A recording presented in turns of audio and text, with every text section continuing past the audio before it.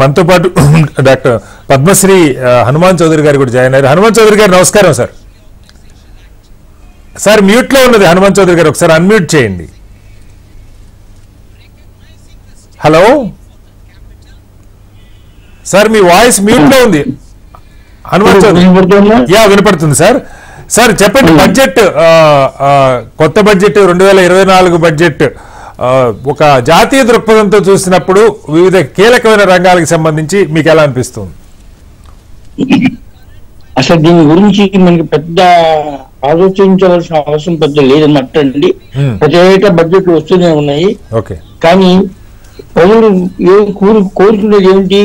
ధరలు పెరుగుతాయా, ధరలు తగ్గుతాయా?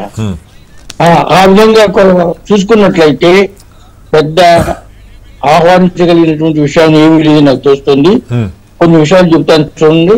ఇప్పుడు రైల్వేలో 12 లక్షల మంది పనిచేస్తుంటే 16 లక్షల మంది పెన్షన్దారులు ఉన్నారు. సెంట్రల్ గవర్నమెంట్ లో 45-48 లక్షల మంది పనిచేస్తుంటే 65 లక్షల మంది పెన్షన్దారులు ఉన్నారు. మన బడ్జెట్ లో మొట్టమొదటి ఖర్చు ఏదంటండి? ప్రభుత్వం చేసిన అప్పుల మీద ఇంట్రెస్ట్ పేమెంట్ ఇచ్చే #1 ఎక్స్పెండిచర్ అనమాట.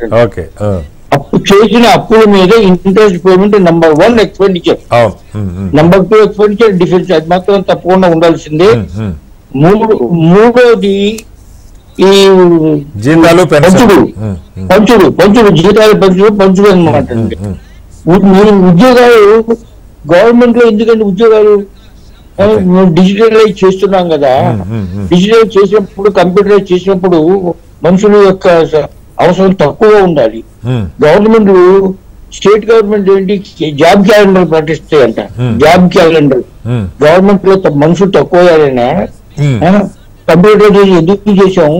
గవర్నమెంట్ ఉద్యోగం ఎందుకు? గవర్నమెంట్ ఏమైనా సంపద ఉత్పత్తి చేస్తుందా? సంపదను చింతుందే కానీ గవర్నమెంట్ అనేది సంపదను ఉత్పత్తి చేసేది ప్రైవేట్ కంపెనీలు, ఇండస్ట్రీస్ అన్నమాట అండి. సో ఇండస్ట్రీస్ పెంచడానికి బడ్జెట్ దోహదంగా ఉండాలి కానీ ఉద్యోగాలు పెంచితే నిరుద్యోగులు ఉన్నారని చెప్పి గవర్నమెంట్ ఉన్నటువంటి వేకెన్సీస్ ఫిల్అప్ చేస్తారా? ఏ గవర్నమెంట్ ఆఫీసులో ఉన్న పని ఎక్కడ ఎంత అందరూ గవర్నమెంట్ ఉద్యోగం ఎందుకు కావాలంటారు? పని చేయకుండా ఉంటే చక్కని పెన్షన్తో ఉద్యోగం అయిపోవటం, ఇంకా జేబులు నింపుకోవడానికి అవకాశం ఉంటుంది. అందుకని గవర్నమెంట్ అంటున్నారు. ప్రధానమంత్రి ఉద్యోగాలు అపాయింట్మెంట్ లెటర్స్ పంపిస్తారా? అదే ఆయన పని. రైల్వేలకి జెండాలు ఊపుతారా? అదే ఆయన పని. స్టేట్ గవర్నమెంట్స్ అన్ని కూడా మా ఇష్టం మేము ఖర్చు పెట్టుకుంటాం. Our right to spend, your duty to fund. మేము ఖర్చు పెట్టుకుంటాం, పంచుకుంటాం. మాకు సెంట్రల్ గవర్నమెంట్ నుంచి డబ్బులు రావాలి. సెంట్రల్ గవర్నమెంట్ ఇంటికి వస్తుందా? నేను సంపాదిస్తుందా? అలా కాకుండా కూడా ఈ బడ్జెట్ వల్ల నాకు ఇందాక జయప్రకాష్ గారు చెప్పారు, కావాల్సింది ఏంటంటే ఉద్యోగం అనేది ఇండస్ట్రీ దగ్గర నుంచి రావాలి. ఇండస్ట్రీస్ ప్రభుత్వాలు పెడితే నష్టాలే వస్తాయి.